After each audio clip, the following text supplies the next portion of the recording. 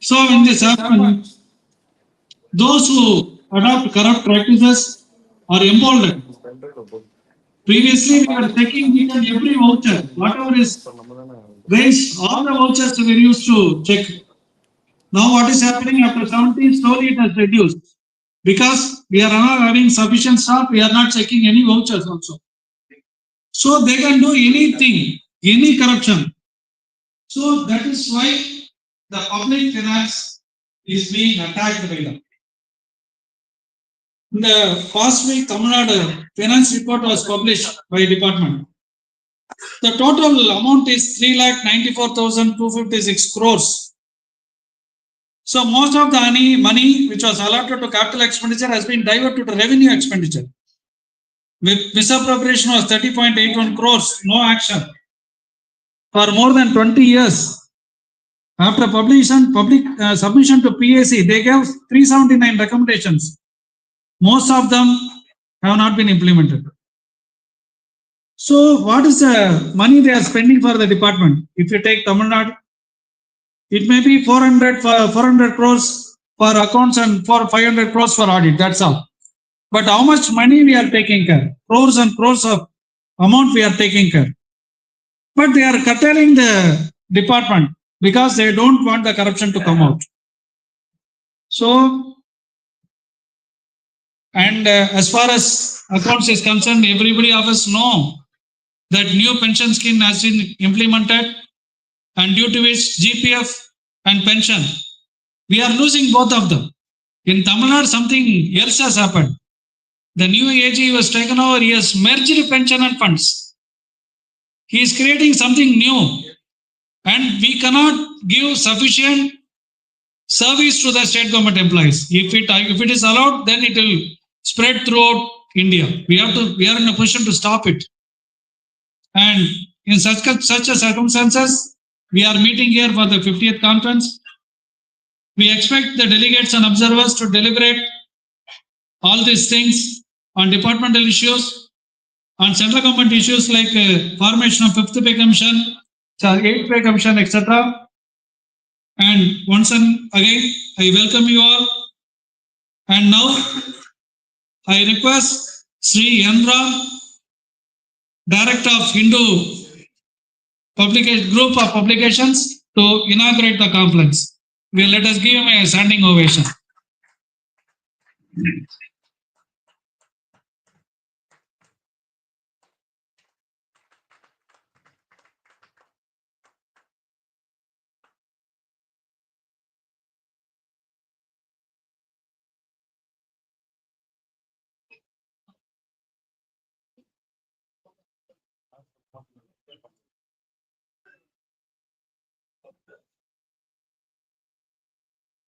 Let us have a prayer song. Please stand up.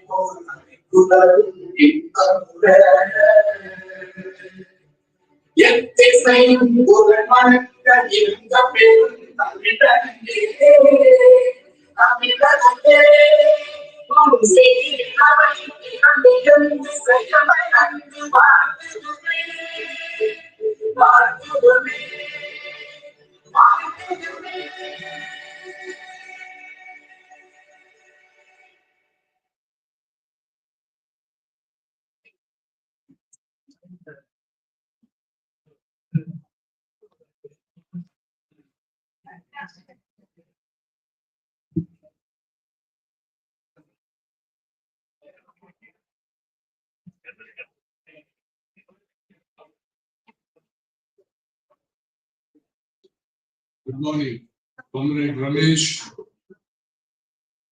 other leaders of the All India Audit and Accounts Association, past and present, leaders and representatives of fraternal organizations, friends. I was surprised that pleased and honored to be invited to this significant event.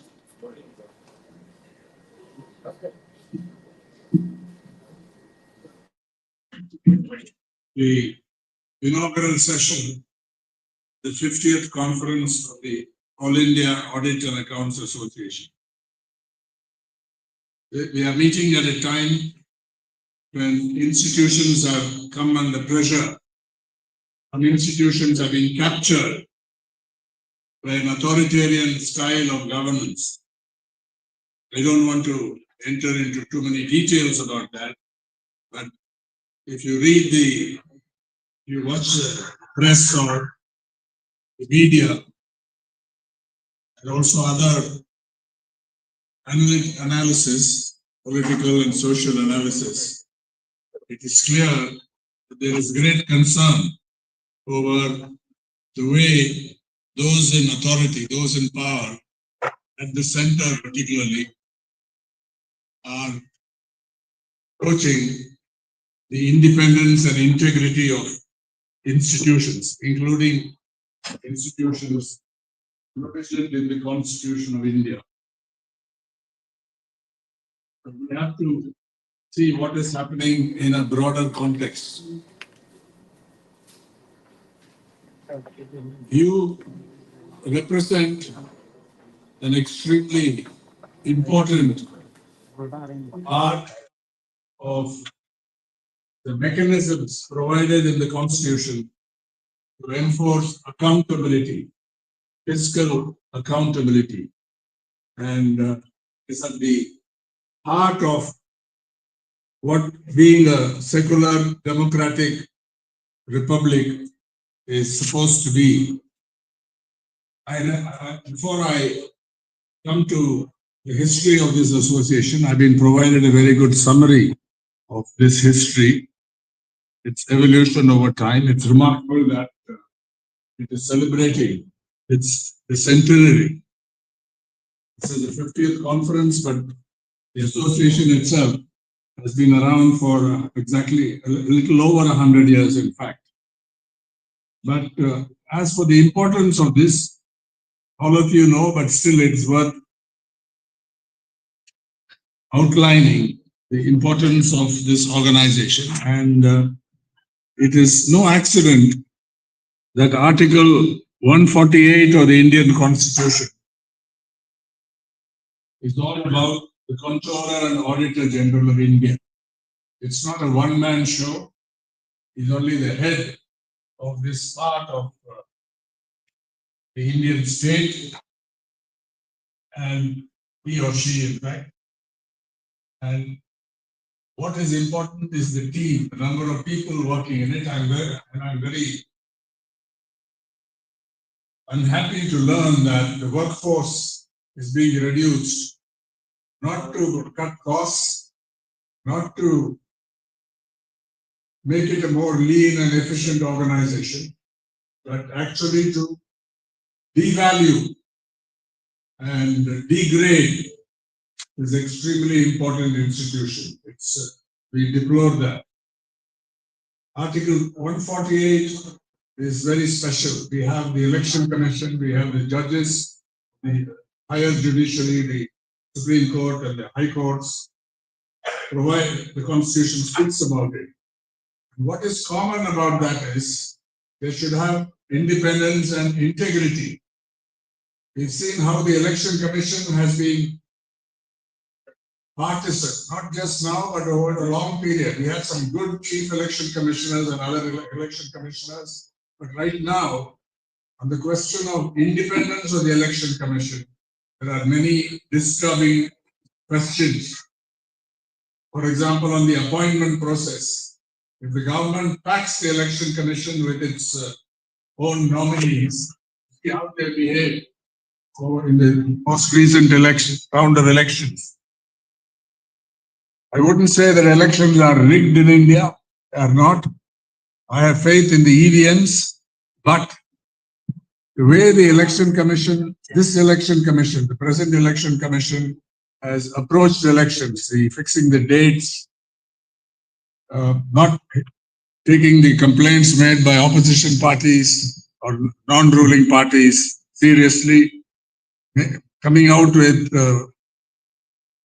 inappropriate statements, rebuking the leaders of the opposition parties and so on. There's something that is deeply troubling here. I mention this because it's a very important part provided by the Constitution.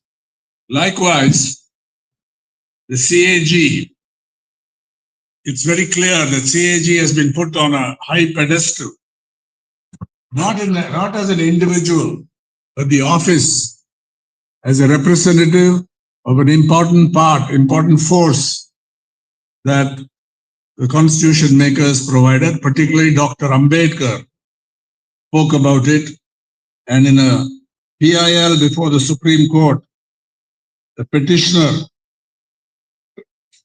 quoted from the Constituent Assembly debates Dr. Ambedkar asserting that the importance of the CAG as the most critical office in the Constitution, the most critical office in the Constitution. And the CAG cannot be removed except by the same provisions provided for grounds of a judge of the Supreme Court. Shall only be removed from office in like manner and on like grounds as a judge of the Supreme Court of India. The oath taken by the CAG is also very important. You can look at the details. The oath is to uphold the Constitution, to act independently, and the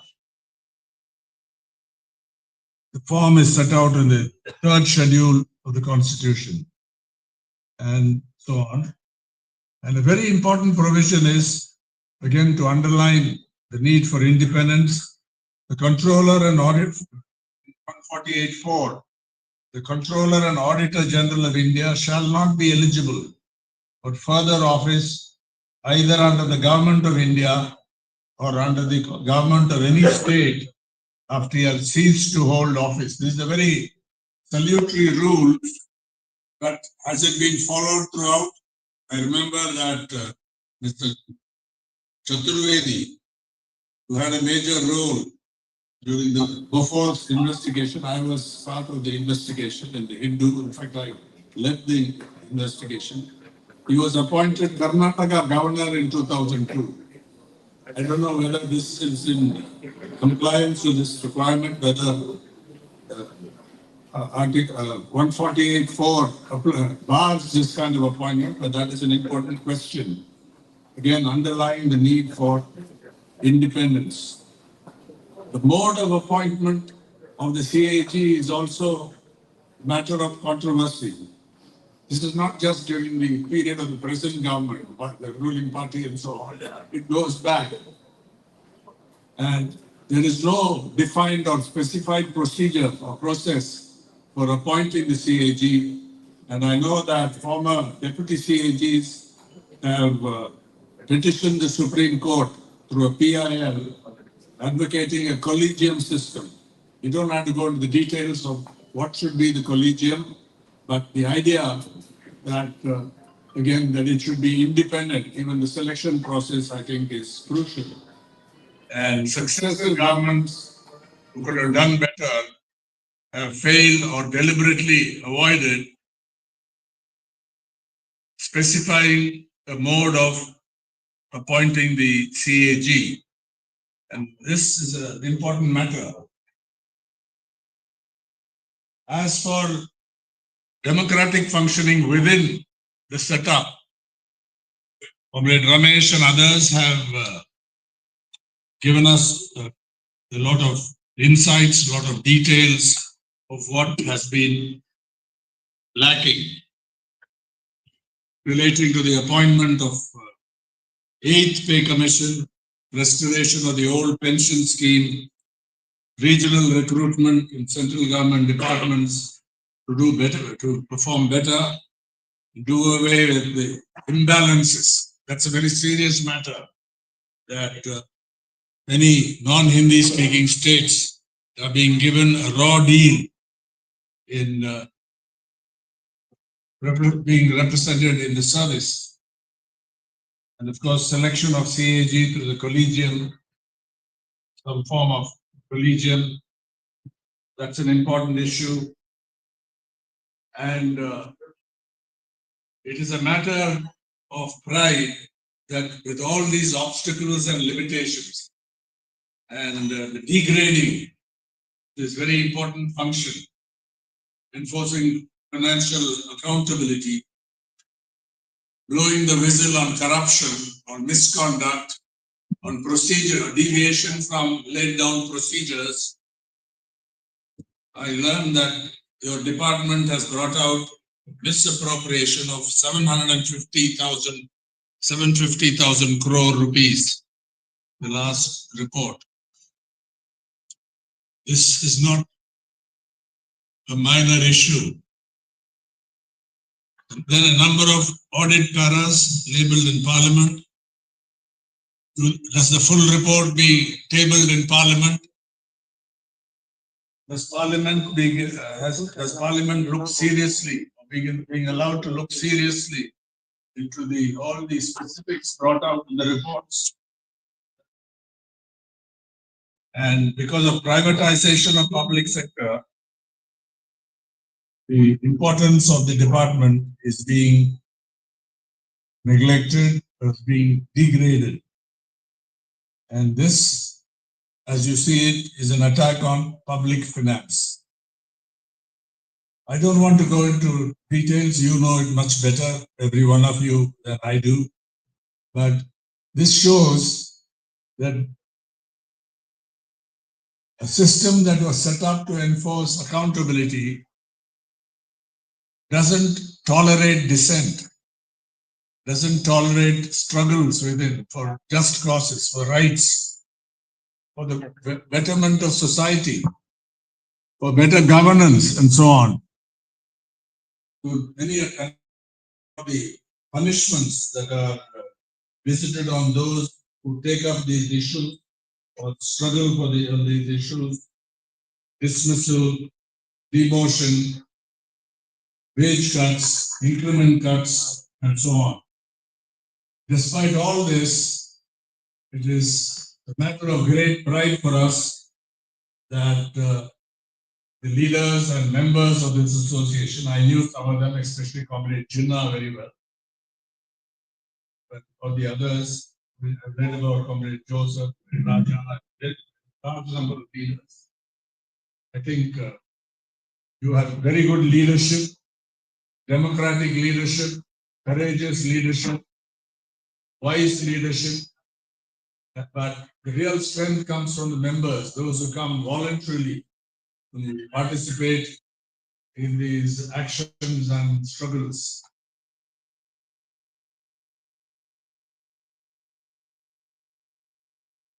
So I think that's a matter of great importance. Now I'll come to my experience with the CAG, the office of the CAG, the system that is represented here. During the Bofors investigation, which we in the Hindu did over about 3 years, I think it had a major significance. It was teamwork, but I led this investigation along with various others, editor then, to the Chitra Subramaniam, various others in the Hindu. The CAG report in 1989 found irregularities in the purchase of the howitzers, the Bofors howitzers. And this had a major impact on national politics, including the 1989 election.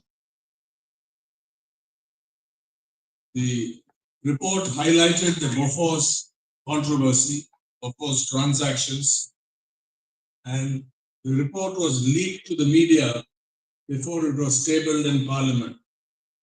And the ruling party, then the Congress, alleged foul play, and opposition parties took it up in a big way.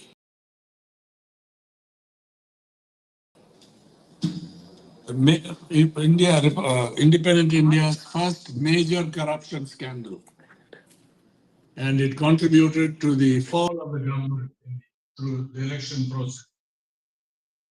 One of the key issues that figured in the election. This was a very important contribution because the CAG report lent authority and credence to what was brought in, and also brought in new information that we could not have obtained otherwise. And it was done in a professional way. Mr. Chaturvedi, who led this investigation and did a very good job on it, subsequently blotted his copybook, in my opinion.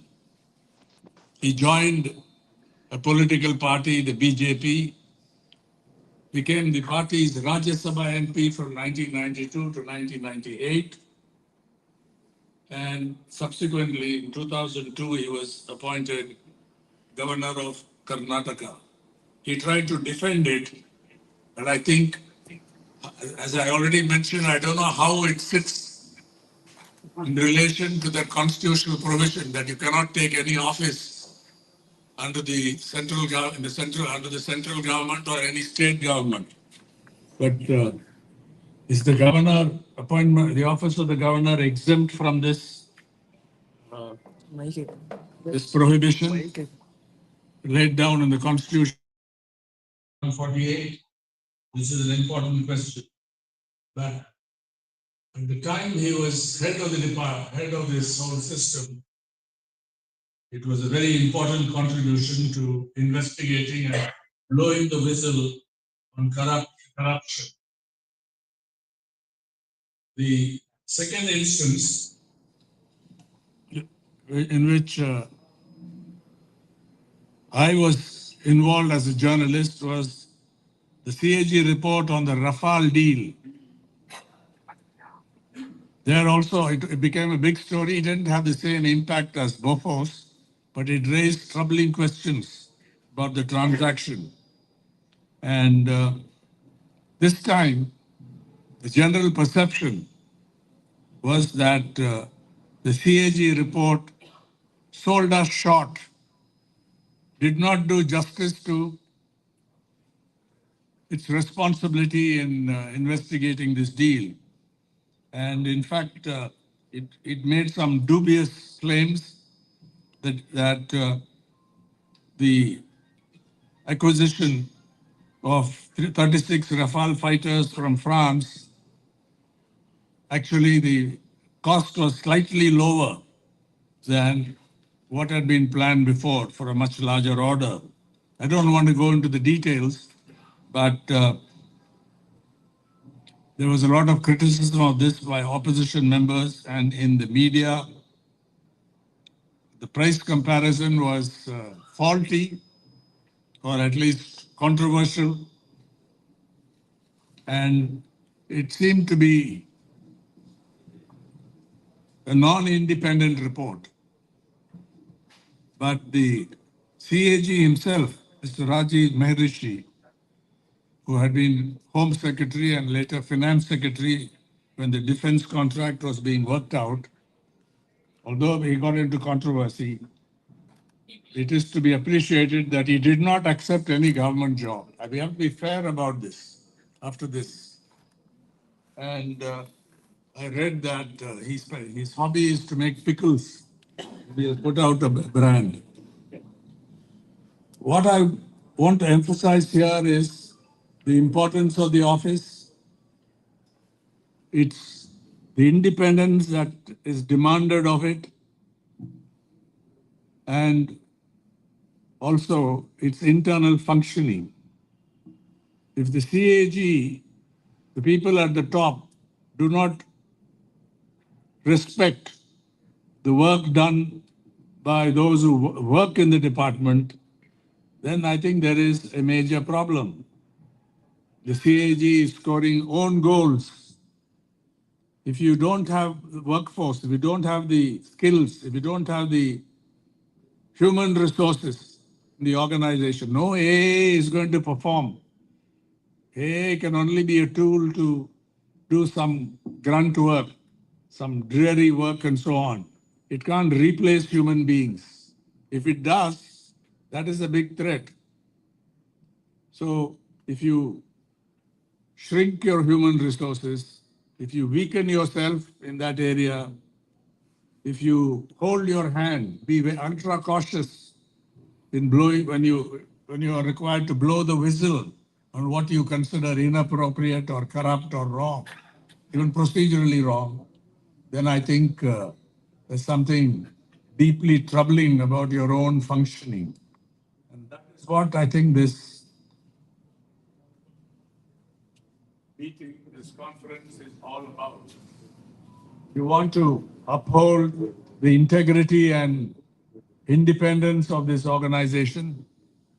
You want to ensure that the people working in it are treated fairly and justly and are enabled to perform the job for which the job they have been mandated to do. You want to ensure that central government employees are properly looked after and remunerated. You want to ensure the importance of the pension as a right, not as something to be arbitrarily altered by those in power, superannuation, as a right. It should be enjoyed as a right. And above all, you want to ensure that public finance is clean and responsible, the conduct of public finance. Unfortunately, and I've done a book on this, corruption has increased exponentially during the time of privatization and liberalization. Some economists predicted that with privatization, with liberalization, corruption would be reduced in score. Just the opposite has happened in India. We have witnessed that. The scale of it. Bofor's 64 crore rupees was alleged to be the amount of corruption, the bribes paid for winning the deal to various parties. Today, that's peanuts, because the allegations about other deals run into very large sums, hundreds, thousands of crores, billions of dollars are involved. There are different varieties of corruption in India. There is transactional corruption, there is rent seeking in other forms, and then there is grand corruption. Grand corruption is defined as corruption that hijacks a whole system, takes over decision-making authority and captures it, and then enjoys the fruits of controlling that system, of capturing that system. And that's what we are coming face to face with, the phenomenon of grand corruption in many spheres. The media have a role in investigating it. Opposition parties automatically try to do it. Whether they do it competently or not is another question. Do they do enough to combat corruption? Are they themselves clean? These are questions that have been raised.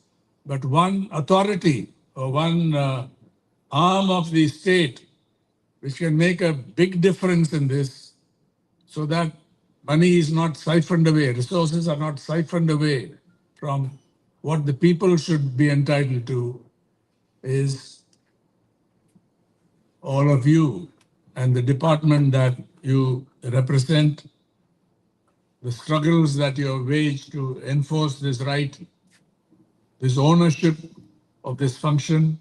I think that's very, very important. Corruption is not the only issue that troubles India today. There's communalism, there is authoritarianism, there are many other forms of misconduct by those in authority. I'm not just painting a negative picture all the time. These are real phenomena. And that, I think, is the importance of the work that you do, the struggles that you wage, and the whole system of head of which sits the CAG.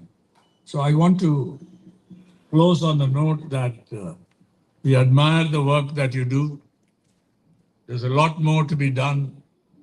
Some things seem to be beyond the control of any trade union or association, but you have to soldier on and seek solidarity from other organizations, enter into partnerships, into joint struggles, joint action, and so on. And this is what I think is laid out before you. And I look forward to learning more about what you plan to do at this conference after the discussions, through the discussions, the various reports that come from different parts of the country. And thank you very much for giving me this opportunity. Now I request Comrade Adam Bacha to present a shawl to Comrade N.Ram.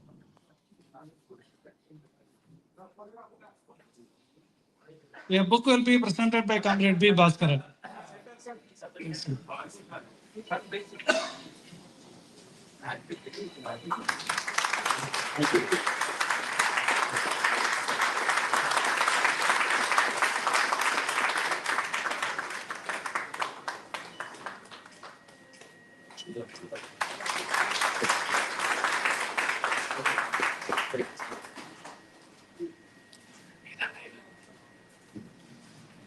Now, I will inform, I am happy to welcome Comrade B. Nagarajan, who led 1968 strike in our office.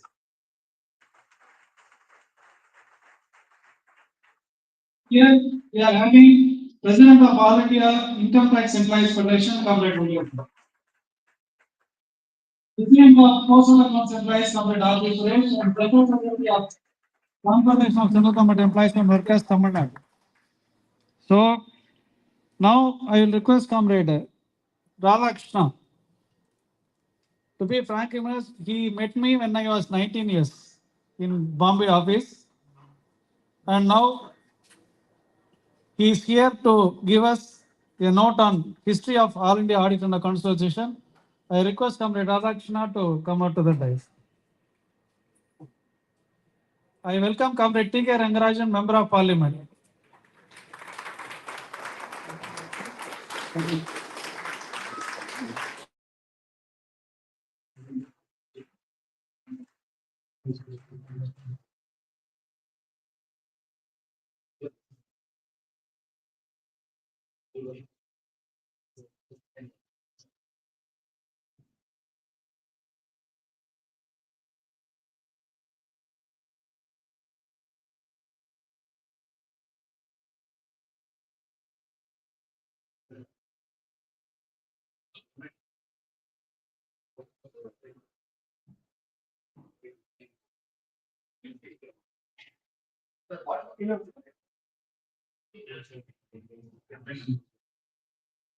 Comrade President of the program, I think we take liberty to call Comrade N.Ram.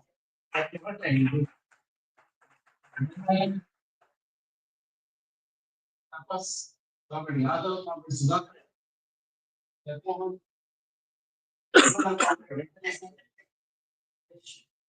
and comrades. Observing, celebrating 50th Conference of All India Audit and Accounts Association, a mother organization for all the organizations in the IAAA. It is pertinent for us to recall briefly the history of this movement. When we look into the history of our All India Audit and Accounts Association, we have to look back to the period that was there when this association was formed. All India Trade Union Congress was formed in 1920. Before that, Balagangadhar Tilak had led a workers' movement in the Mumbai, and telegraph associations had been formed in 1905. Under these backgrounds, the central government employees movement also took an initiative to form its own organizations. During the period between 1911 to 1935, various central government departments formed their own associations. Of course, present names of the associations have changed, but the movement started at that time. For example, income tax started in 1935. Now it has become Income Tax Federation. All India Audit and Accounts Association started with the Accounts Clerical Association in 1911. Finally, in 1922, the comrades in West Bengal met together and they decided to form an All India Association. And finally, whether it was formed in 1923 or 24 is still a dispute. Anyhow, we have adopted historically that we have formed in 1924, April 15th, and we are celebrating from that day All India Audit Accounts Association, and we celebrated centenary of this association in 2024. When we look back to these things, the first president of our All India Association was G.K. Sarkar of AGUP, that is United, it was known as United Provinces at that time. And UN Sen was the dynamic leader from West Bengal, at that time it was only Bengal. He was the first general secretary of this association. Then it started growing and growing. And finally, as I said, in 15th April 2023, that is a recorded history is there. Finally, this association took a shape. It held its first conference in 1924, but somehow that has been taken as the date of formation of the association. Of course, in between sorts of things happened. At that time, we had a conduct rules which was specified by 1905 order, every section of the Bengal took place. The entire conduct rules was framed in such a manner that the Indian native citizens will not join the independence movement at that time. So, of course, unfortunately, even today, certain provisions of this conduct rules is still retained in a democratic country which formed its own constitution in 75 years back. It's an unfortunate aspect of it. So then we have various struggles. And 1957 is a red letter year for us.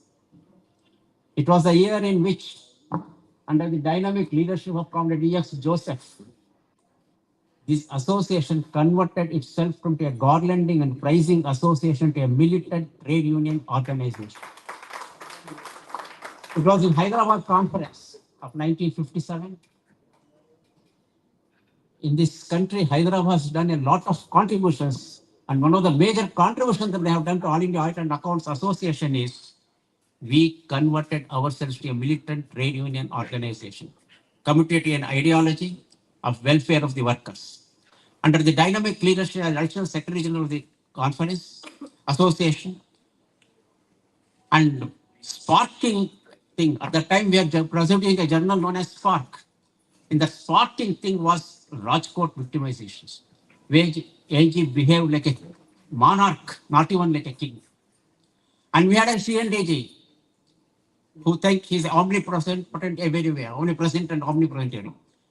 He thinks himself, he was thinking himself as a god, A.K. Chanda, who said, I can decide what I can do. I will never tolerate any organizations of the employees in this organization, in the department. And that was a challenge that was accepted by the All India Audit and Accounts Association. And we converted a garlanding association to a militant association in 1957. That is a challenge we posed. Challenges only brings up new leadership. If you don't accept the challenge, you will fail in our organization's things. Then it was a historic movement in the central government employees movement also in 57. Confederation of Central Government Employees was formed. And now we have been thinking of pay commissions.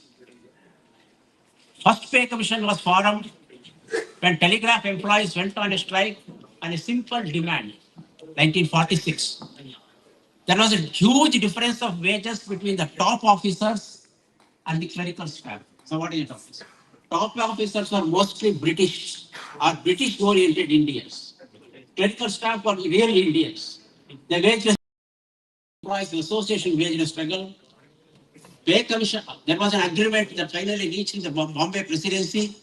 At that time, Calcutta Presidency, the central government employees were also called, but they could not reach it. They reached an agreement as a result of the first pay commission was formed.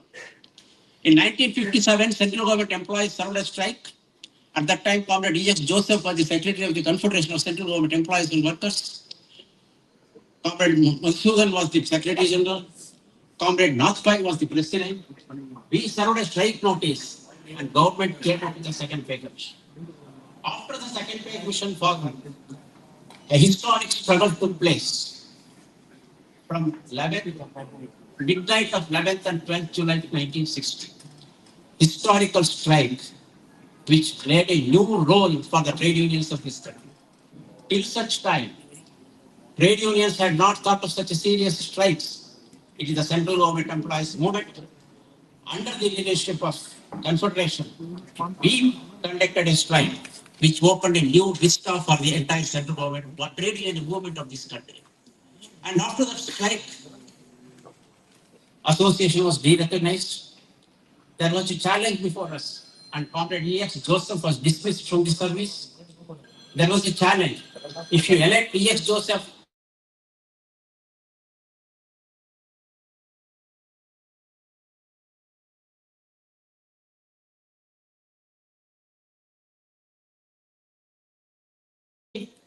we recognize, we care for the recognition of the members, and unanimously, without any discussion, Comrade E.X. Joseph was re-elected as Secretary General. And within a 1 hour of election of E.X. Joseph of Secretary General, All India Audit and Accounts Association was re-recognized.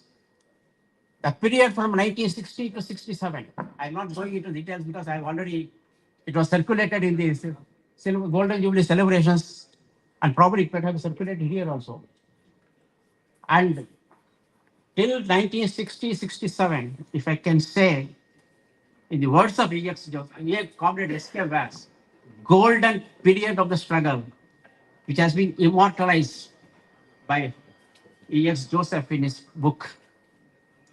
And finally, just before the Chennai conference in 1967, now we are meeting after 47 years in this place, recognition was granted. The only conference that was inaugurated by then C&AG, Rangarajan was inaugurated, that conference here, and a new chapter was opened in this. Of course, subsequently, E.X. Joseph, he was more interested in the legal profession and served more people because he was highly under the influence of Comrade V.K. Krishnan, who became the Supreme Court judge later days. And he left the department, and the new Secretary General that was elected was in 1967 was A.V. Venkataraman, who is now on the threshold of reaching his century. He is expected to come here. He was elected, and in 1970, E.X. Joseph, S.K. Vaz became the Secretary General. Another chapter opened. And again, central government employees prepared themselves for a strike. And government came with third pay commission. And we, of course, started going all those things. As N.Ram was speaking, I was collecting certain things. Today, there is a Supreme Court, there is a case has been filed by former Deputy CAG demanding that CAG should be appointed by a collegium, because an auditor being appointed by a government, there is always a, whether he subserves the government interest or not, ruling court interest or not, but always there will be a doubt in the minds of the people that he may become an agent of the ruling party. Whether we like it or not, performance of the CND from last 3.5 years, now he has retired, we feel was up to the mark. Many of the reports he had not signed, which may be a controversial to the government's concern. Unfortunate aspect of this. Now we can speak because our CND was sitting, I did not want to speak anyway. But many of the reports he did not sign, which was embarrassing to the both central government and state governments. I am not differentiating. So unfortunately, such an incident should not repeat. When we conducted series of seminars all over the India, and finally it was in Delhi, we have conducted a seminar on the role of CNDG in the parliamentary democracy. One of the demands that the All India Audit and Accounts Association has raised, which was fully supported by then chairman of the Public Accounts Committee and opposition leader A.B. Vajpayee was, CNDG should not be appointed by the cabinet, but it should be appointed by a collegium, as it is done in many other cases. Today, that issue has been sent to reach a center stage. Even the former deputy CAGs who addressed that meeting, they also agreed with our demand. Now they have gone to court, let us see. But organizationally also, I feel we should support the stand that has been taken by the judge. So, 10 weeks after this roll of nothing, departmental bifurcation also took place in 1984. Unfortunately for us, certain aspects that developed in the department, which we are trying to wipe out those differences that have arisen us. A broader platform requires for that. But we withstood that also. In 1993, new recognition rules came into existence, and that was used as a tool by the CNDG's administration to bring differences within the organization. But the All India Audit and Accounts Association, with its energy, with its unity, with its everything, has definitely withstood all those things. Now, in the meanwhile, we prepared ourselves for another strike in 1983, central government employees, demanding constitution of the Fourth Pay Commission. Fourth Pay Commission came into the decision. S.K. Vyas, the Secretary General of the Confederation and President of the All India Audit and Accounts Association at that time, we prepared a comprehensive memorandum which was accepted by all the organizations, and that became the memorandum of the JCM. For the first time, all central government employees organizations, under the leadership of the JCM, we presented a common memorandum to the Fourth Pay Commission. And the common memorandum was prepared by the All India Audit and Accounts Association, especially by S.K. Vyas.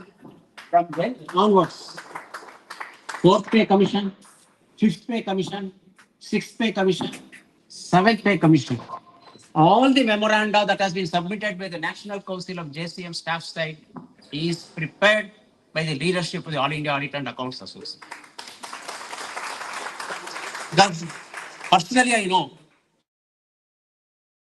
the Seventh Pay Commission memoranda that was prepared by S.K. Vyas, how he was noting the differences among different organizations, how he brought a broader unity in presenting the issue that has to be placed before the Pay Commission. Such key role was done by Comrade S.K. Vyas, because the leadership that S.K. Vyas was given by the employees of the All India Audit and Accounts people, because of the strength the association had, Comrade Vyas could play a key. It's not Comrade Vyas used to tell. Vyas is not an individual. It's a collective response, a collective unity of the Audit and Accounts employees that has given him the strength to prepare such a memorandum.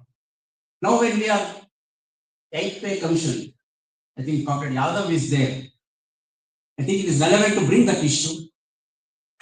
Why? On any issue, Confederation always stood firm on its principle.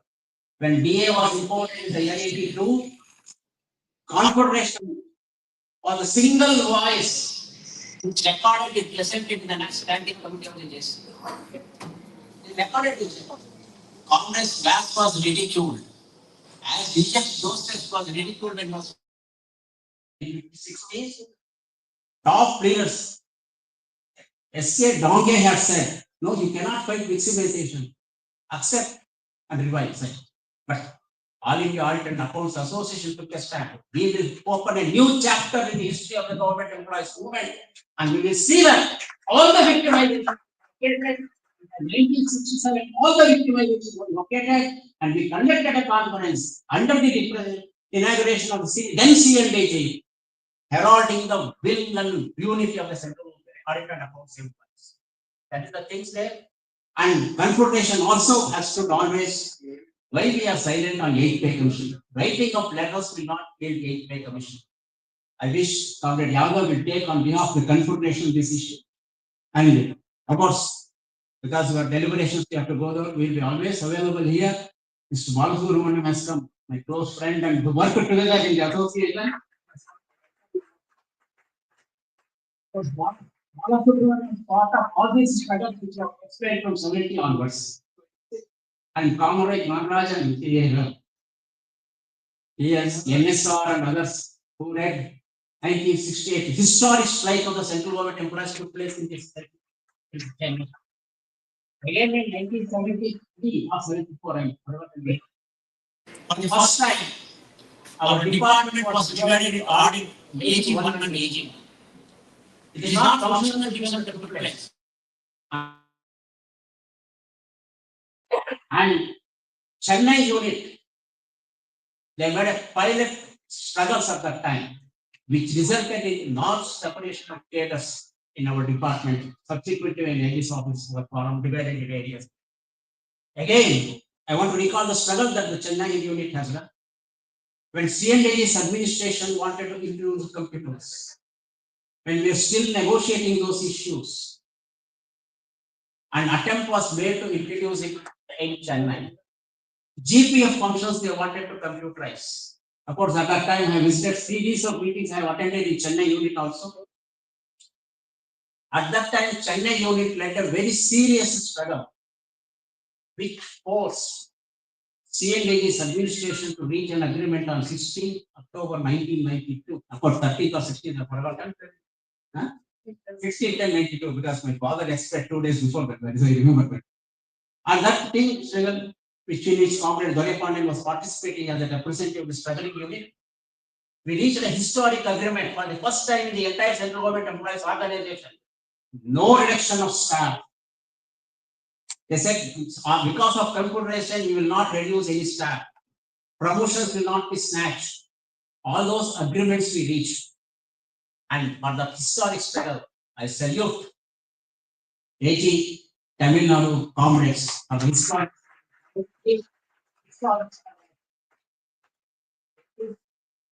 And salute.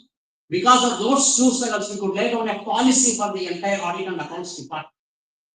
That was the thing that as a Tamil Nadu resident, of course, without going much time into this history, you can read at any time. I wish this conference, yes, staff has reduced, C&AG is taking his responsibility. And unfortunately, PSCs are viewing the CAG's report from political angle, not on the financial angles. That is also a fact. Because I have attended many public accounts committee meetings as there were reports. One PSC chairman had asked me, what politically I can embarrass those? I told him, sir, it is not politically embarrassing, you bring out the facts, you take up these things.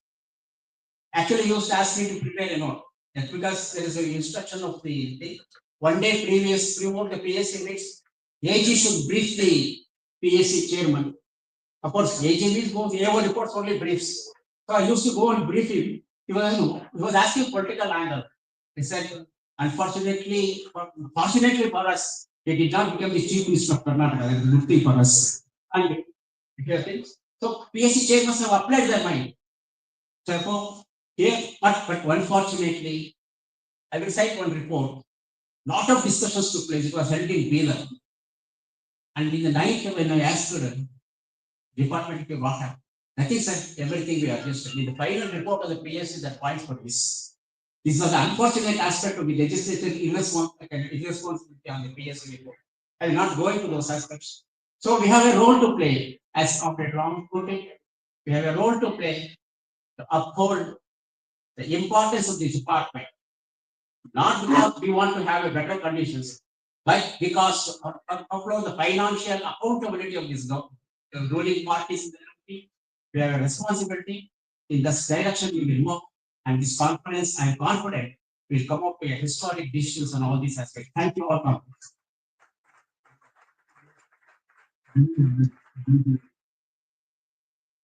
Now, I request Comrade Joe to give a shout to Comrade Radakrishnan. Secretary, young secretary, son of Comrade B.J. Rai and a veteran leader, Comrade Joe, category 2.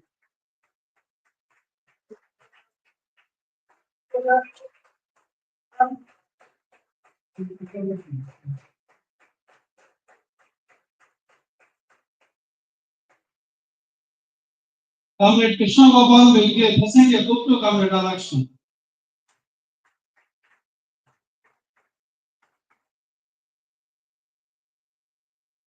Now I request Comrade T.K.Rangarajan, former member of Parliament, a senior veteran leader of CITU, to come and address his welcome.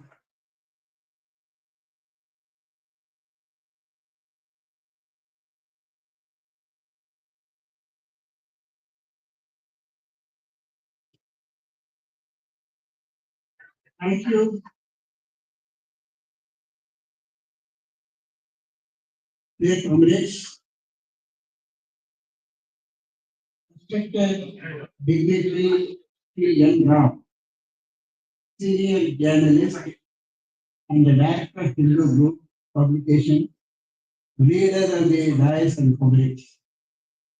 Here I want to just explain Ram at present, senior journalist, director, everything.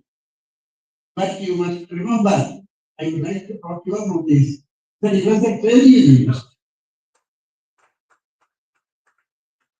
He attended first CIT conference 1970 at Calcutta as a delegate.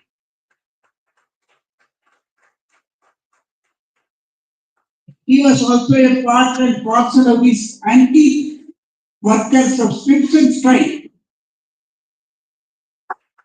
We have to greet him, he is our leader. Subscription strike is not an ordinary strike. We have to oppose the management and also the government at that time. He helped CITU. Of course, Simpson is not a CIT union. He helped that union. He helped CIT leader P.P. Chintan and Comrade P. Ramamurthy. He was a part and parcel of the working class. That's what I want to introduce. There is something hidden in everybody. Outside, he is only a senior journalist, director. Sir, I welcome you all on behalf of the reception committee of the 5th conference of All India Audit and Accounts as the chairman of the reception committee. Holding your 5th conference in Tamil Nadu, particularly Chennai, is an apt one. This is the hub of the trade union activities.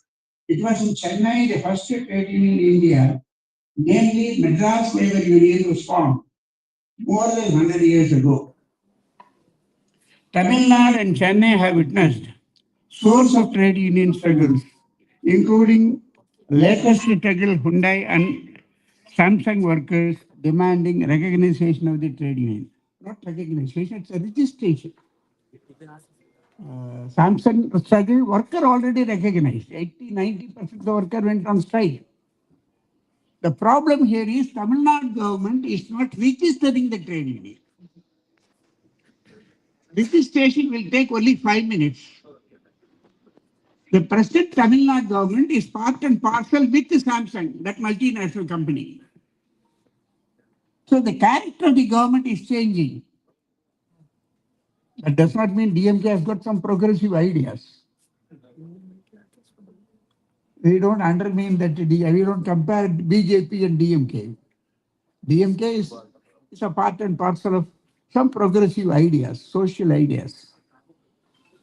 But unfortunately, when they are in the government, they are supporting the management, that to a multinational company. To mention some important struggle, Coronel struggle at Toothukudi, led by great freedom fighter, V.O. Chidambaram and Subramania Shiva, Benny Mill struggle in Chennai, Harvey Mill struggle in Madurai, Staines Mill struggle in Coimbatore, and so on. Here I wanted to add Pondicherry also. Pondicherry also faced a lot of struggles, not only against French colony, against other factories also. There are source of trade union leaders in Tamil Nadu, right from 3V Kalyansundaram, Chakkari Chettiar, Vadia, K.T.K. Tangamani,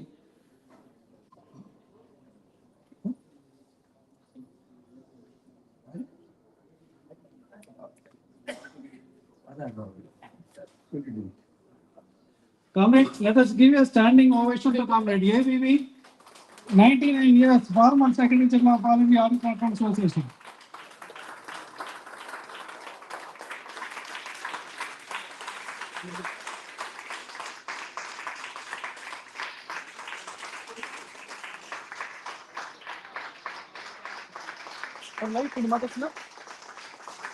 Please salute Comrade ABB. Please salute Comrade ABB. Please salute Comrade ABB. ABB proves there is no retired moment for trade union. We don't give any retirement. You can work till like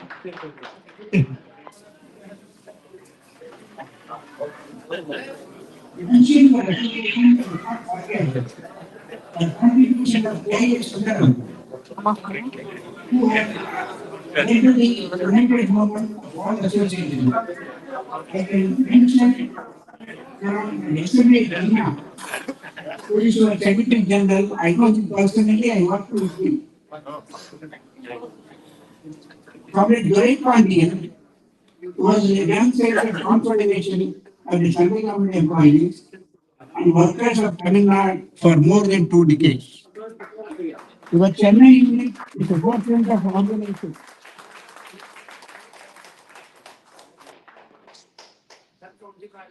The Chennai unit is the forefront of organizing struggles for pay commission. Your Chennai unit also struggles for enforcement of computerization and subsequent agreement with the CAG administration on 16/10/1992. What to mention here? CAG of India, being a watchdog of public finance, has to be strengthened. And there is, in my opinion, there is a danger of privatization of all departments. Nowadays, we are very shocked to see the number of audit reports tabled in Parliament is gradually reducing. It is a very dangerous sign. It is an important issue which has to be discussed in this conference, and you take the concrete steps to strengthen your department with the strengthening the finance of the country. This is a part of globalization. In the globalization era, your auditing is also privatized. That's what I was telling to Comrade Ram also. Once again, I welcome you on behalf of the reception committee. We have made all arrangements in good manner as far as possible. If you feel any problem, please bring it to our notice. The administration who will help you. Thank you very much.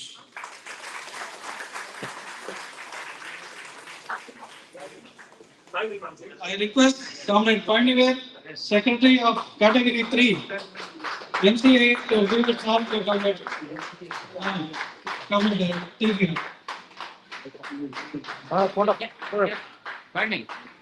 Please select Comrade T.K.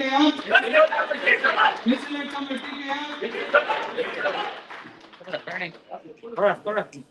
Comrade R. Savitri, will present a book to Comrade T.K. Comrade Savitri, please come to the dais.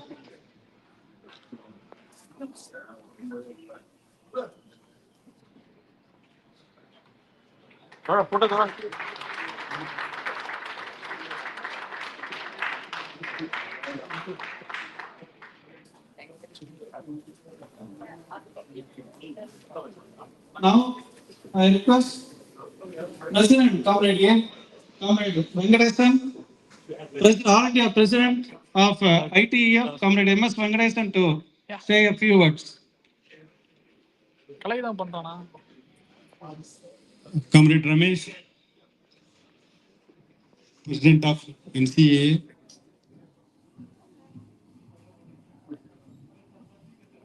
Comrade Ram, the chief guest and senior journalist, Comrade T.K.Rangarajan, our former MP, Comrade Tapas Bose, the Secretary General of NCAA, All India Organization, Comrade S.B. Yadav, the Secretary General of Conference of Central Government Employees and Workers, senior comrades on the dais, Comrade S.B. R.B. Suresh, and my dear comrades. Good morning to all. At the outset, on behalf of Income Tax Employees Federation, I wish the 50th Conference of All India Audit and Accounts, and also on behalf of Conference of Central Government Employees, in my capacity as All India Secretary, I wish the conference to have a wonderful success. Comrades, actually this is the 50th conference, that is Golden Jubilee Conference. We expect minimum the head of the department, that is your C&AG, should be there in the dais. I inquired that Mr. K. Satyamurthy, who took over charge as C&AG, he has not given his consent or not even a message to this conference. This shows the authorities' atrocity, I can say.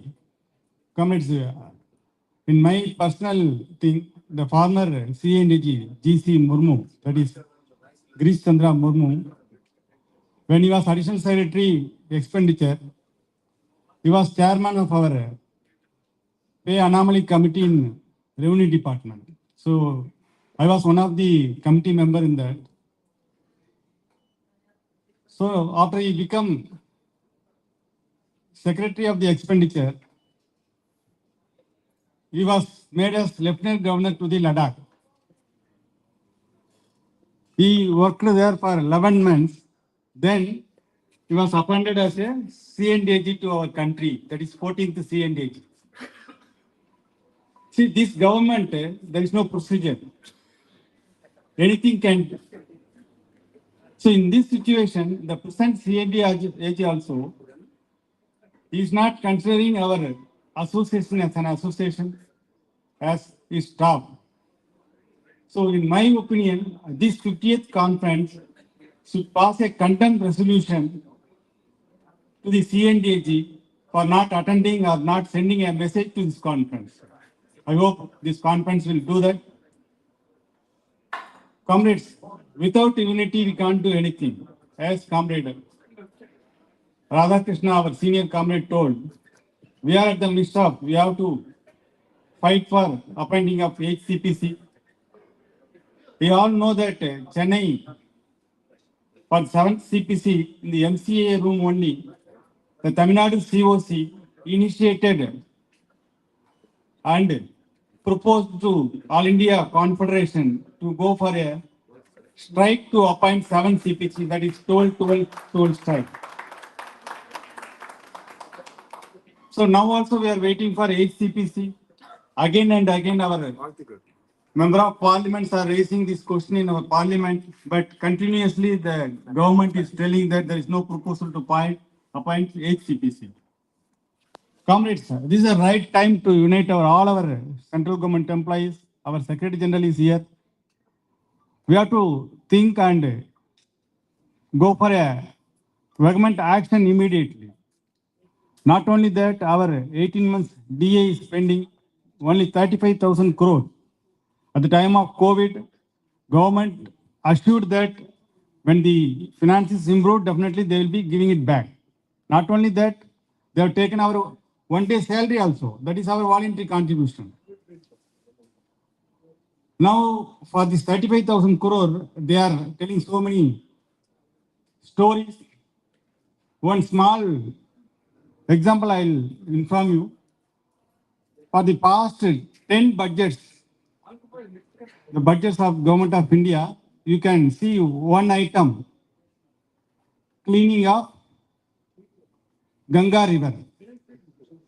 Every year, 20,000 crore is allotting for that. Now it is 25,000 crore last year. Have we seen any work done in that Ganga river? How a river is continuously cleaning for 10 and more years. So this 35,000 is a big burden to this government. So comrades, it is our time to unite. Not only that, the pension system, old pension system has gone, NPS has gone, now UPS has come. We don't know what is that UPS. Government is telling they are going to implement from 1st April 25 onwards. Till today, there is no government order for that. There is no gazette notification for that. After announcement on 24 August 24, still some.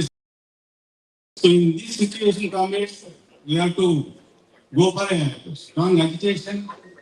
You all know that there was a ban on recruitment from 2006 to 96 to 2006, 10 years.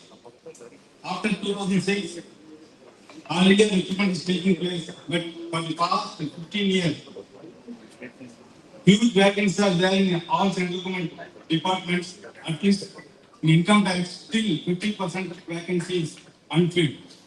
Our sanction strength is 80,000, but only 40,000 people are working.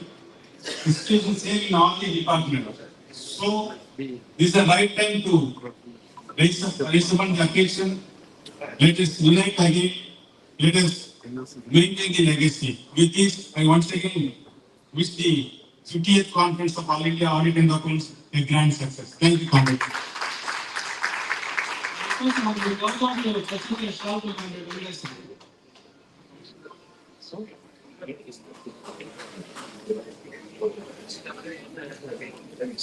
Selvi, Selvi, request somebody.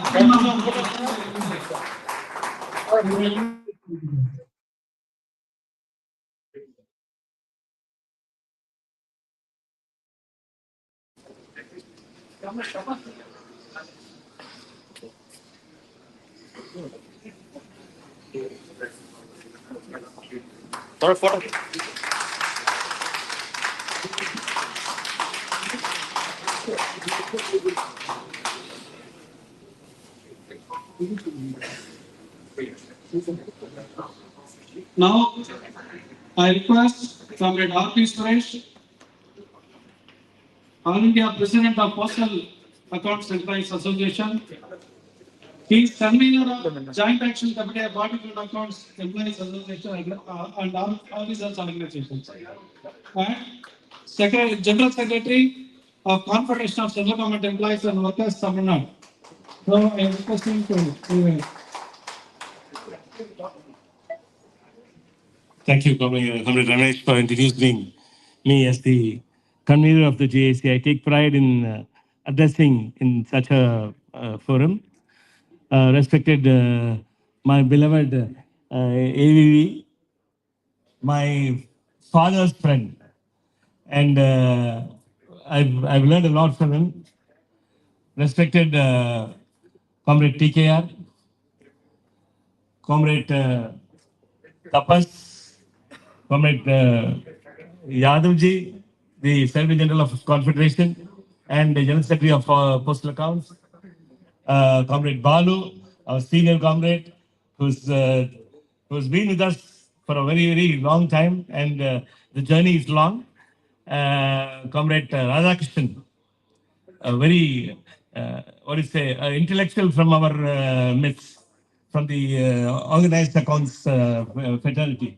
We are very happy to see you here. And Comrade Narayanan, it is really happy that Ramesh had asked him to be here because he's a source of inspiration to us. Most of the comrades would have only heard his name. Now we are seeing him. We're quite happy to see you, comrade. And other comrades on the rise, and comrade, our fraternity people, comrades from Befi and other banks have come, Comrade Ravi and others have come. And I, on behalf of the Joint Action Committee of the Organized Audit and Accounts Federation, I would like to congratulate you all for being here in Chennai on this historic 50th conference. Many things have been spoken. I will not go into all those things. I will be a little selfish and talk only about our issues. The main issue before us is the parity with the assistance of the CSS. That's the main point. You all know that we have been awarded an arbitration award, which has been in the cold storage for years, almost 16 years. Now, for the past 3 years, somehow we have taken it up, and Comrade Tapas, as our president, and me as the convener, we have again taken this issue, and there's some light in the end of the tunnel. That's how I see it, because the finance ministry has asked for details of the expenditure, what the expenditure will be, and what the burden of the exchequer will be, that they have asked. And after asking that, they have gone on a lull for about 1.5 years. So we have prepared a letter, and yesterday, after talking to Comrade Yadav and others, we are sending a letter towards that. And I assure you, comrades, if we succeed in that, it will be a separate pay commission for us, at least the organized accounts cadre, accounts in our cadre. We should all clap, we should all feel happy about it. Because I don't know whether you don't understand the issue or you don't understand the way I'm talking. So that's how it is. So it's a very important issue. Even though we all fight for the 8th pay commission, this particular issue, which is very close to our heart and which has been fought for a long time by our Comrade AV and others, and Comrade Balu and other things, they have spoken so many times about this, but not an inch moved, but very effectively in the Joint Council, in our JCM, Comrade Tapas, our Secretary General, has spoken, and he has somehow got some improvement in that. So let's hope that we get it. And I request that in this conference, that Comrade Secretary General will pass a resolution asking and urging this government. You all know this government is deaf and it's dumb when it comes to the needs of the working class. We all know that. Do not be carried away by the showman. I won't go. I won't be very explicit about it. The showman who pretends to do everything, but nothing happens. And one thing Comrade Ram said, really, that is one thing we should not lose our identity. Comrades, we all know, being we call a spade a spade. That is what we pride ourselves for. The audit fraternity and accounts fraternity, we are point blank on our things. When we when we write something on the report, it stands written. No one can remove it unless they have a proper explanation for that. Those were the days. But of late, I see that we have lost our path. So many influences from outside, pulling of strings and other things have happened. And you see that the very reason for our substance and our sustained efforts have failed. So, comrades, I know there are a lot of speakers here to talk, so I won't take much time. The 5 minutes which was given to me, I have taken, so I won't go beyond that. Thank you, comrades.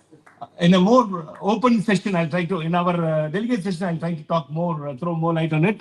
So, thank you all. You're all welcome here, and so all of you are very comfortable. And we will ensure that all of you are comfortable here. And during these 2 days, we will deliberate on issues which are important to our future. A lot of youngsters are here. I'm sure that we will do this. Thank you, comrades. Inqilab Zindabad. I request Comrade Narajan, Assistant Secretary General, to present his song to Comrade Suresh.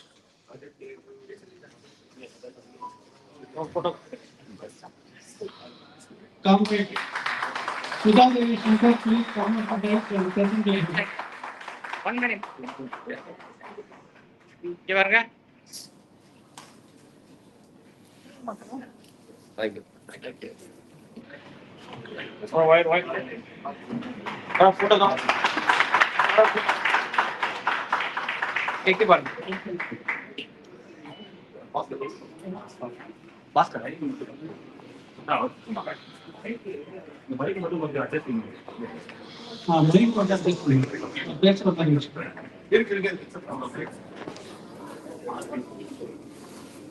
Now, Comrade A.V. Venkataraman, who took over as Secretary General from Comrade E.X. Joseph in 1967, and now he has come to address us and he will address. Actually, we have recorded his message that we are ready to put it on the screen. But as he has come, now he will speak.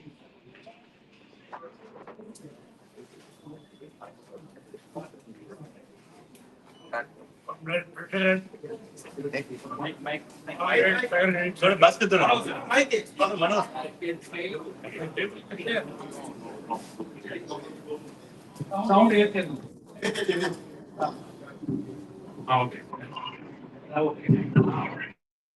I feel greatly honored to attend your conference.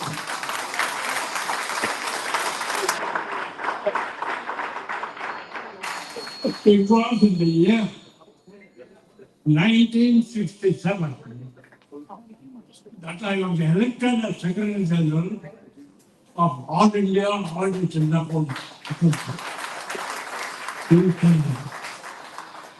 Probably I'm already 99, nearly 99.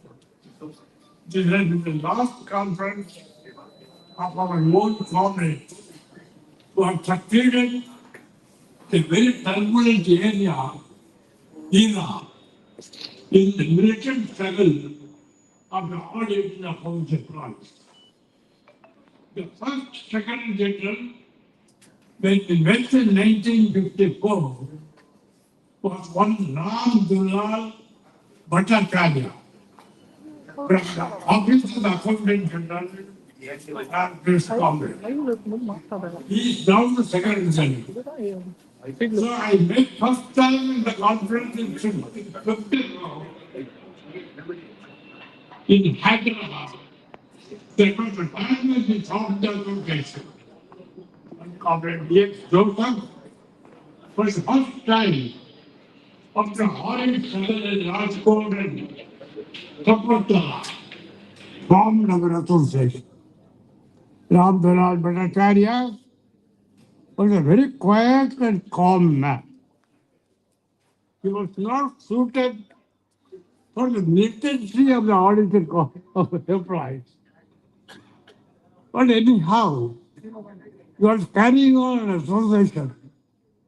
And our association from the beginning, for a large number of years, of more than a decade, was not recognized by the accountability. As an unrecognized association, we participated in the 1960 strike of the Central employees, which was an indefinite strike for 5 days. Comrade S.Radhakrishnan has written a book called 5 Glorious Days. For the central government employees as such, it was a grand struggle for a need-based minimum wage and dearness allowance. That is how we started our movement. Ours was the only unrecognized association that participated in the great struggle, and ours was the only association that stood at the height of the number of employees who went on strike. The credit goes to all the audit comrades at that time who participated in the strike, though in a unrecognized manner, and stood first. And it was the only organization where our members had suffered the most. I want to tell you, many were dismissed, many were reverted, many were lost. Two of our comrades were Sada of the moment dismissed from service, and one was community extortion. I think he had to go to the court along with another comrade from Chennai, and after 3 years, the Supreme Court said that the rule under which these people were dismissed from service is ultra violence of the Constitution, and they will be taken back. For implementation, all for the 3 years, it was a great struggle for us because we had no residence in Chennai. We were hanging out to some other association and carrying on it.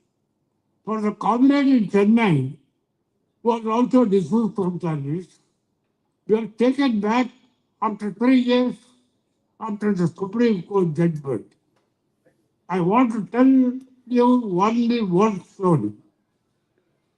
And the story is our association in Chennai, P&T Audit and Accounts Association, kept the employee living by paying the salary he would have got had he not been dismissed from service. That was a remarkable thing about our association. Not only that, comrades, I've got a great regard. Don't think I'm partial. I've got a great regard for comrades who came from Calcutta. I want to point out one particular comrade. I don't know many of you know from Calcutta, know about him. He was Comrade Bharata Bhattacharya.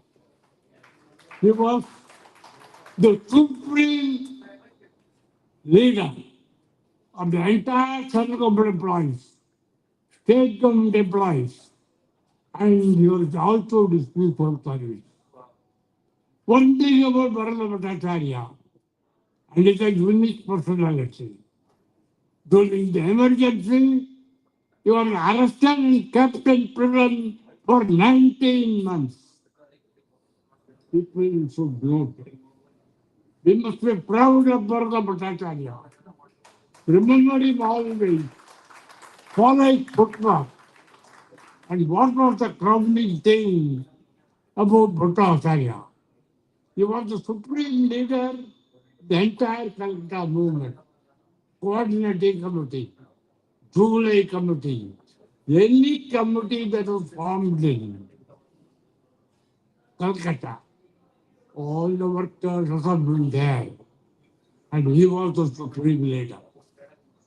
Not only that, knowing full well his knowledge and experience, after this 19 months, it was Madhu Dhanpate who was the minister after the fall of Indira Gandhi.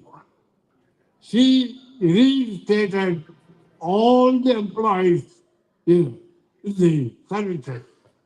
At the time, the railway employees in 1974 went on a massive strike against computerization. Many employees were dismissed from service, and Madhu Dhanpate should take the credit, not any trade leader there. Madhu Dhanpate was responsible for taking back all the services. And one of them was Bharata Bhattacharya. Bharata Bhattacharya was also the president of the All India Audit and Accounts Association. That's a very remarkable thing. Kindly note it. More than that, I'm coming to a very important aspect of this comrade. He was appointed as a member of the pay commission of the regular state government employees. That is the great thing. It's a credit to the audit and accounts employees that our own employee who has to look to a pay commission was himself a member of a pay commission and giving the justice to the state government employees. So friends, I'm very happy that way. that West Bengal joined the Secretary General. Tapan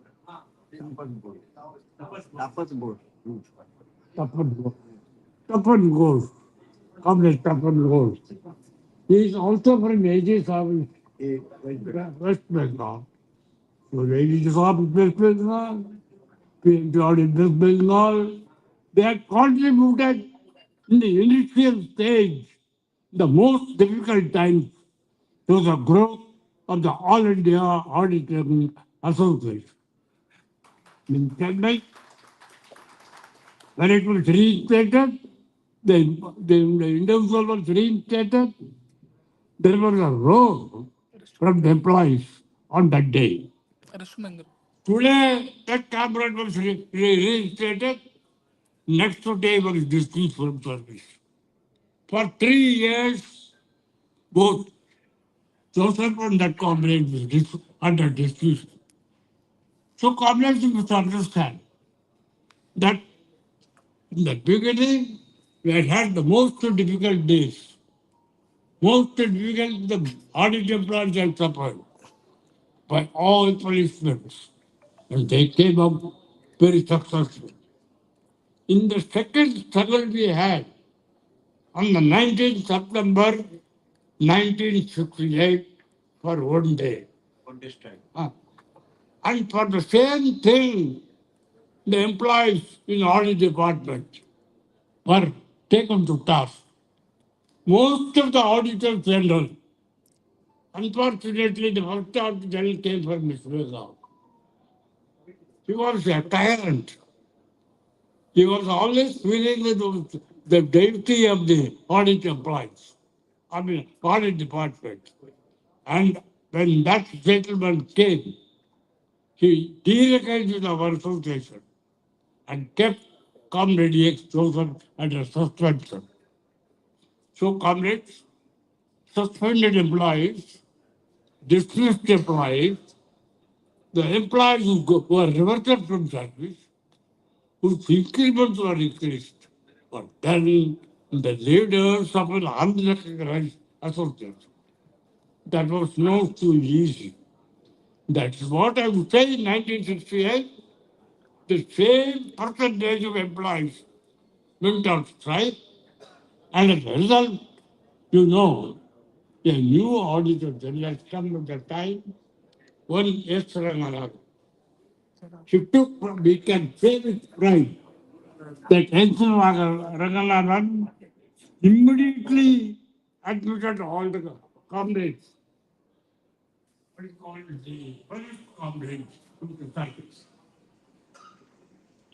Now, comrades, I think have come to a very long stage. And you know, the platform speaker.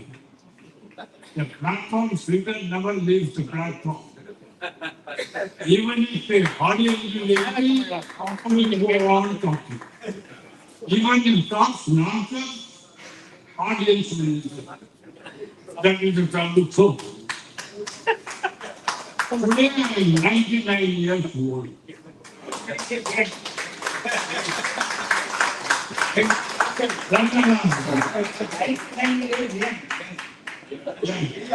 But I'm old.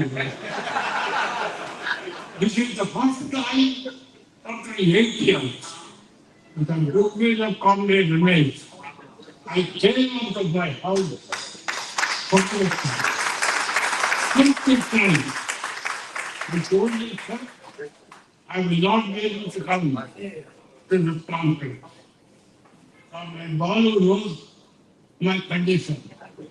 For 8 years, I've been immobile, brain immobile, my brain imbecile. So I'm carrying.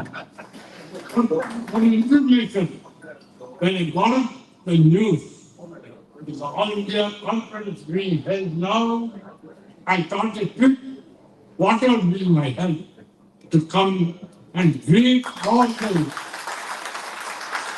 soldiers, the guardian soldiers, the military soldiers, the dynamic soldiers of the audience of the point to carry on the stuff. It is the responsibility of the Audit Accounts to convince all the demanding associations, associations, and make them a particular goal. And what is the particular goal?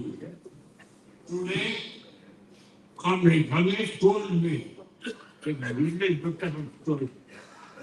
Can I take some time to write? Can I take some time? I'm referring you. No. He came and told me. She made it very plain to me, comrades, that the canteen employees were government employees were completely taken off in all government countries. Those were government employees are now being thrown to the winds of contractors. That has happened.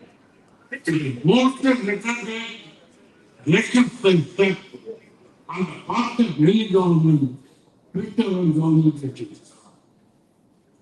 When you say unemployment, when you say give employment, those who got employment, it was very great difficulty we got from families who are working in the canteen and the contractors whose service was hanging every moment that is a responsible service. We fought and made them government employees.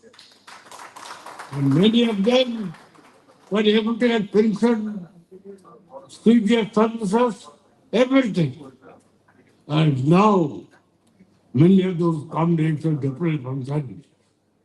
It is the responsibility of the audit employees as well as other fellow government employees to fight against this historical state of this government and see that the canteens are maintained by the government, the workers are full-time government servants, and all the benefits should go to them. That's number one. It is not your duty alone. It is duty of the all the central government employees. Those who are having in the JCM must take up this issue and fight the battle. You can't give to the JCM, take a cup, take a plate of good dinner, come with a bag, and go home. That is not JCM. JCM means you argue. There were difficulties in JCM. That's what you know my thoughts are coming like that.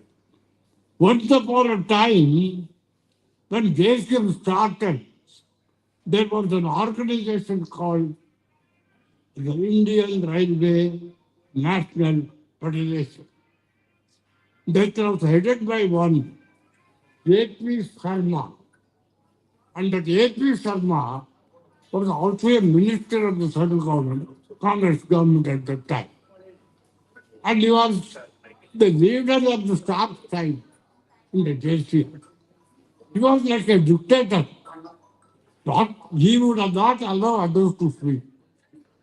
So that was the type of JCM once. Now I think it has changed. But the JCM has got now another responsibility. What is the responsibility about pensioners? Old pensioners, new pensioners, revised new pensioners. What is this? That pensioners are pensioners. The bank, our duty is to give all the benefits of the God. We must not lose that. If old pensioners have got certain benefits, that should be maintained. It should not be diluted by farming the new pensioner. Now it is your responsibility to say that there is only one pension and not new and old pension. And not only that, comrade, it is also your duty to say that the pension, formula for pension must be revised.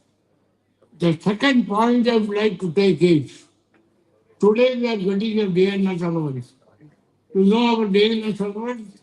When the average index goes up, some 1 year back, it mostly the average comes late and you are also paid late. That is the situation. So I would request you comrades to take up the issue of the DNS allowance, which is already overdue. The bank and the other employees are getting a commission every 5 years. Even after 10 years, we are not getting any pay commission. It is a duty to see that every fifth year, we are getting a pay commission and revise our pay scales. So friends, I find it rather very difficult to go on talking. Not because I can't talk, but because you can't hear. It is a boredom for you, for me to repeat all the problems that face. I can't place all the problems before. It's comrade, I mean, comrade, stop and go. It's their responsibility. That's what I want. The organization should be a militant organization. Militant doesn't mean you carry a pistol. Militant means the spirit of the system. West Bengal gave the greatest leaders today, you know, as a matter of fact. Now what happened? Those leaders, culturally, politically, socially, religious, all those leaders came only from West Bengal. You know that why I'm telling you is arise, awake, and sleep, stop not. On the top slogan to Swami Vivekananda. He gave you. That is message for you also. You should not sleep. You should be always be awake. You take any time. The preliminary serpent will come into you and prevent your life. That is another thing. And another message comes from the noble audience poet. I think every Bengali will have a great love for Rabindranath Tagore. Where the mind is without fear and the head is held high, that is the heaven you can reach. That is what I want to tell you. That is the message of Rabindranath Tagore. The greatest scientists were born and nurtured. If C.V. Raman had remained in Tamil Nadu, C.V. Raman would have been only C.V. Raman. Astronaut Mukherjee took C.V. Raman in the name, made him a Nobel laureate in science. So West Bengal has got a great responsibility. And talking about Bengal, not to praise, but all those comrades from West Bengal have got a responsibility to see that the downtrodden in this country come up. You know, as a matter of fact, one comrade from Calcutta, I forget his name, 1921. If I remember, I will tell the name. He was a postal employee. He was at the time a postal employee, you know. He was always chased to the adjudicator. No, KG Bose came later. No, no. This is 1921. Not KG Bose. Of course, KG Bose was a great leader. Talapatan. Exactly. Babu Tara Mukherjee. He made a statement Government employees are not beggars. That's the statement he made. Government employees are not beggars. They have their own rights. They have their own what is called demands to be made. And how that can be done? They are the salt of the earth. Salt of the earth, you know. Of course, diabetic patients cannot take salt and sugar. But he said it, she did it, and you know what he said in the end? All of us want to unite. 1921, this is a statement by a government employee.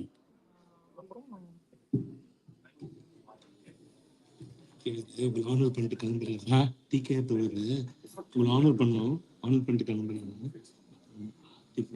No garland, nothing, comrade.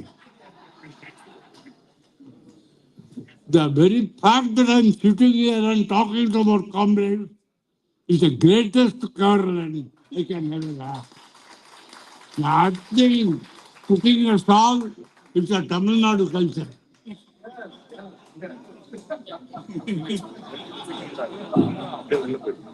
We are part of Tamil Nadu. And you know, in Tamil Nadu, I want to tell you one thing. So when our comrade is here, she won't hear me. You hearing me? I will tell you. There was a village called K.Rangarajan.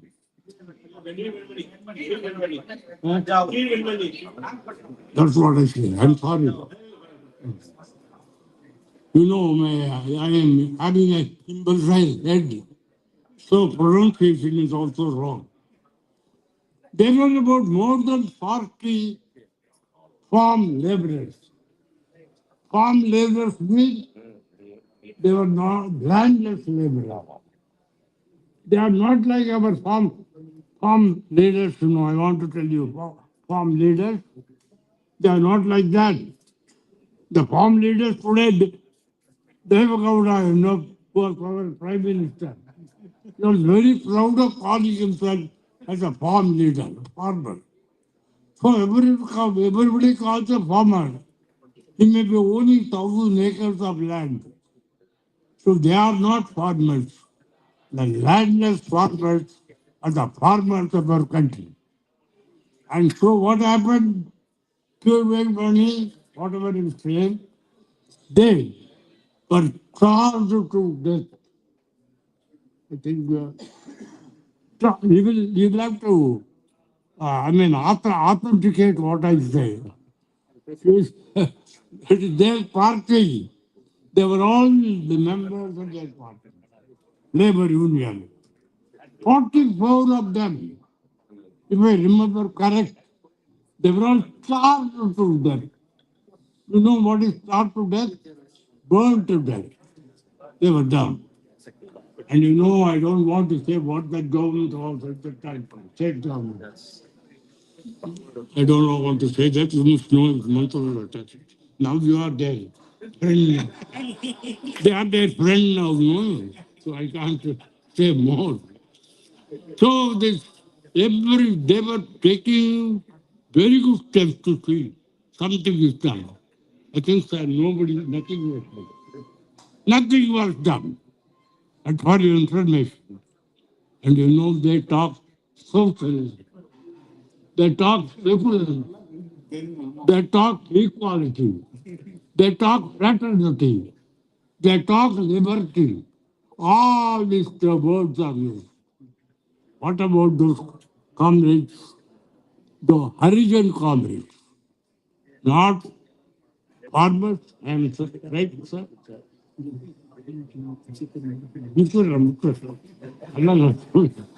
See, I am, it's your mistake. Calling me.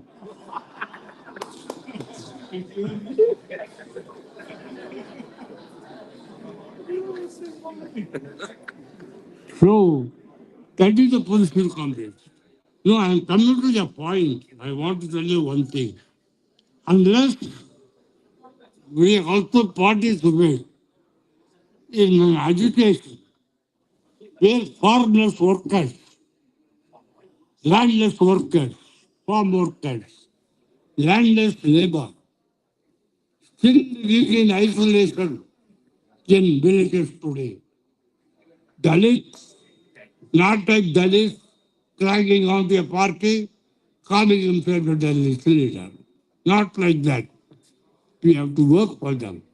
Unless they come up in life, it's very difficult for us, for you to continue. And only one point I would add. It's your point, not my point. I think most of you are members of the federal government institute. You know. I can say with all authority at my command, it is the one best scheme, medical health scheme available today in our country. No scheme gives medicines free of cost. No medicine, no insurance, nothing. Anybody can give. You pay, you get all the best treatments available. Only some big hospital like Apollo, and they may not help you. But it's good. The scheme is good, but the scheme is coming down. Actually, I think that problem has been also made by Comrade Ramesh or by our good friend Balu. Balu is not an ordinary comrade. Not an ordinary guy. You know Balu. Stand up, please.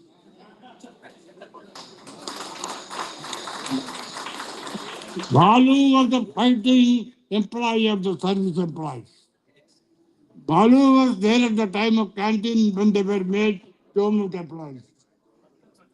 But Balu is not there. Only Ramesh is there. And they are no longer government employees. So that is the thing. So what I would like to suggest is that the central government, scheme, one example I'll give you. Hearing aid.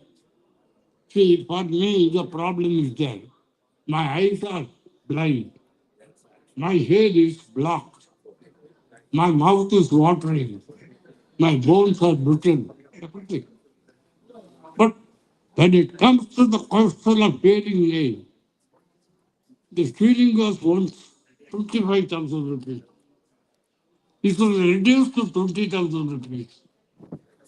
I want to tell you that today the ceiling limit is 8,000 rupees. I think when you buy the hearing aid for 8,000 rupees, what type of hearing aid do you want? A great job now has been reducing things. Jana Ausudalya has come, quality has come down, prices might have come down also, but quality is on. The quality is the thing that you want. So I request you comment on your health and future to improve the services of the federal government price. So I am coming to an end. It was Albert Camus, do you know Albert Camus, who said, property is theft. Property is theft. When he said that, I was reminded of Comrade Namboodir Pal. Have you heard? No, Comrade Namboodir Pal? He was the first chief minister elected by the Communist Party in the entire globe and became the chief minister of Canada. Before he became the chief minister of Canada, the hiding of the merchant, he was a very rich landlord. Namboodir in Canada were very rich landlord. He gave all the property to the party. Because he felt that according to Albert Campbell, having a property, he would be a thief. And he was the first chief minister. Remember, to get elected. Do you know what happened? That's what I want to tell you. Pandit Jawaharlal Nehru was the prime minister. It was the year 1957 when they were elected. That was big stuff in Kerala. I don't want to go into details. And Pandit Jawaharlal Nehru and the president of his Dr. Indira Gandhi, the president of the Indian National Constituent Labour, they were responsible for dismissing an elected party in the year 1957. So let us know history. The employees should know history. The employees should know economics. The employees should know all those things. So I will request you, comrades, to have a comprehensive view of what is happening in our country and try to change it. With that, I think I try to come to a close. And the slogan once again: arise, awake, stop not. Again, I will repeat: unite, agitate, organize, and go forward. That's the vision. Thank you, sir.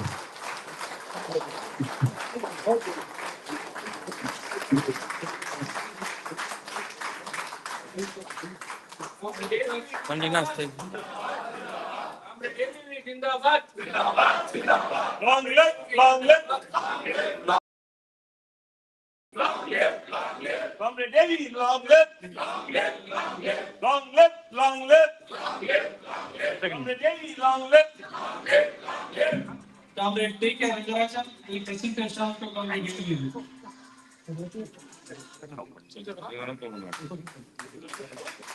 Salute Comrade Devi. Salute Comrade Devi. Salute Comrade Devi. Comrade Tapas will present a short to Comrade Devi.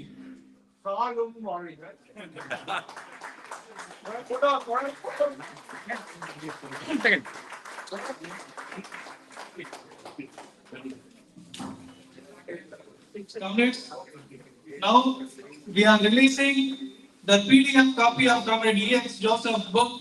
Here it will be released by Comrade Devi. PDF will be released here.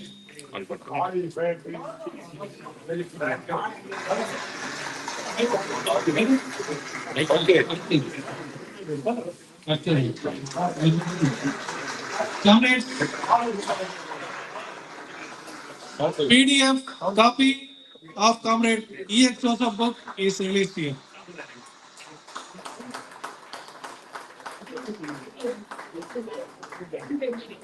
Now, after this, now we are leaving for 10 minutes tea break. After that, Comrade V. Nagarajan, our comrade for 1968 strike, he will address, and after that, we will go for lunch. Now, 10 minutes break. Please come back within 10 minutes. 10 minutes break. Yes. He is God in the